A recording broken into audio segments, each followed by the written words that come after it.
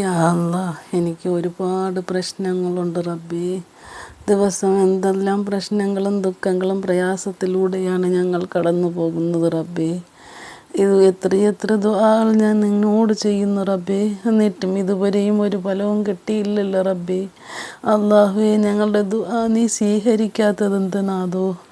യാ അല്ലാഹുവേ, എന്നാണ് ഞങ്ങളുടെ ഈ പ്രയാസങ്ങളും ദുഃഖങ്ങളും മാറിക്കിട്ടുന്നത് നാഥോ. അല്ലാഹുവേ, നീ പരീക്ഷിക്കുകയാണോ നാഥോ ഞങ്ങളെ.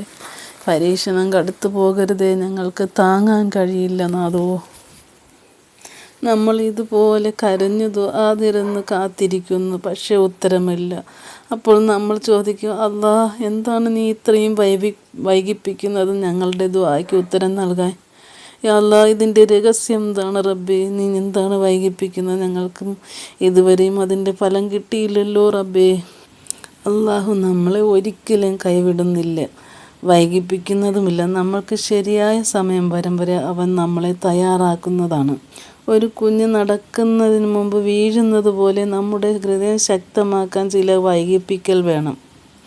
ദുആയ്ക്ക് ഉത്തരം കിട്ടാൻ താമസം വരുന്നത് ചിലപ്പോൾ നമ്മൾക്കൊരു സംരക്ഷണമായി. നമ്മൾ ചോദിക്കുന്ന കാര്യം ഇപ്പോൾ കിട്ടിയാൽ നമ്മൾ ചിലപ്പോൾ തകർന്നേക്കാം. അല്ലാഹു നമ്മൾ കാണാത്ത അപകടങ്ങളിൽ നിന്ന് നമ്മളെ കാക്കുകയാണ്.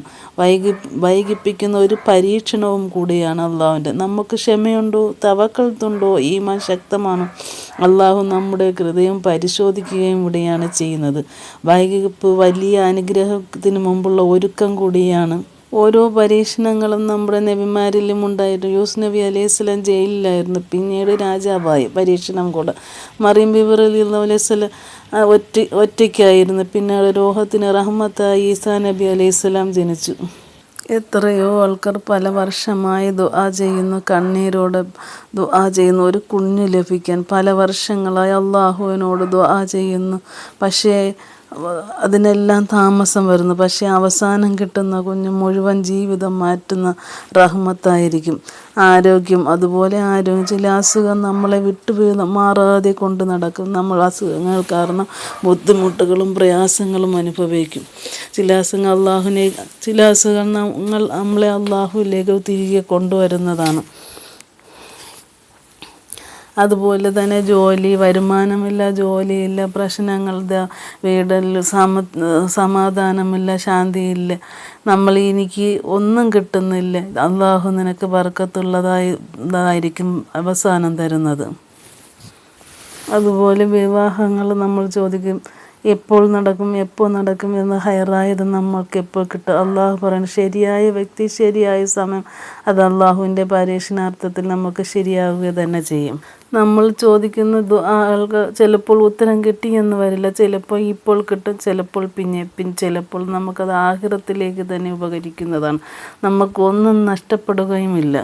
അതുകൊണ്ട് സഹോദരങ്ങളെ, നമ്മുടെ ആവശ്യങ്ങൾ എന്താണോ അതെല്ലാം നമ്മൾ ഈ റമളാൻ മാസത്തിൽ, അല്ലാഹുവിന് നോമ്പ് മാസം മാത്രമല്ല, ഇത് ദുആ സ്വീകരിക്കപ്പെടുന്ന മാസവും കൂടിയാണ്.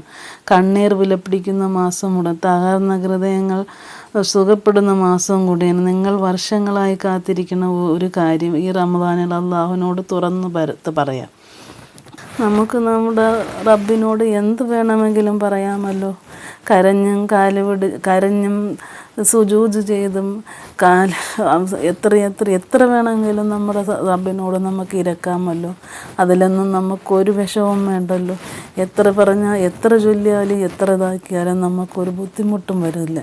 എല്ലാം അല്ലാഹുവിനോടാണെന്ന് നമുക്കൊരു നാണക്കേടും ഇല്ലല്ലോ. റബ്ബ് നമ്മുടെ നാഥൻ നമ്മുടെ ദുആ എപ്പോഴായാലും സ്വീകരിക്കും.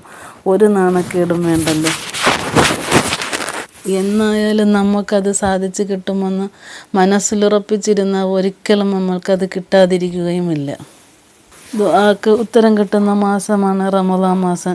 നിങ്ങൾ വർഷങ്ങളായി കാത്തിരിക്കുന്ന കാര്യം ഈ റമളാനിൽ അല്ലാഹുവിനോട് തുറന്നു പറയാം. കാരണം ദുആകൾ വേഗം ഉത്തരം കിട്ടുന്ന ഖുർആൻ ഇറങ്ങിയ മാസമാണ്, ലൈലത്തുൽ ഖദറുള്ള മാസമാണ്, ശൈത്താൻ ബന്ധിക്കപ്പെടുന്ന മാസമാണ്. അതിനാൽ ഈ ദുആ നീ വഹിപ്പിച്ച എല്ലാ കാര്യങ്ങളും റബ്ബേ ഈ റമളാനിൽ ഹൈറോടെ തുറന്നു തരണമേ. നിങ്ങൾ ഇന്ന് കാത്തിരുന്ന ഒരു കാര്യം, അത് വിവാഹമാകാം, ജോലിയാകാം, ആരോഗ്യമാകാം, അല്ലാഹു നിങ്ങളെ അവഗണിക്കില്ല. അവൻ നിങ്ങളെ തയ്യാറാക്കുകയാണ്. ദുആക്ക് ഉത്തരം കിട്ടാൻ താമസിക്കുന്നത് നിഷേധമല്ല, അത് അള്ളാഹുവിൻ്റെ മികച്ച ഒരു പ്ലാൻ മാത്രമാണ്.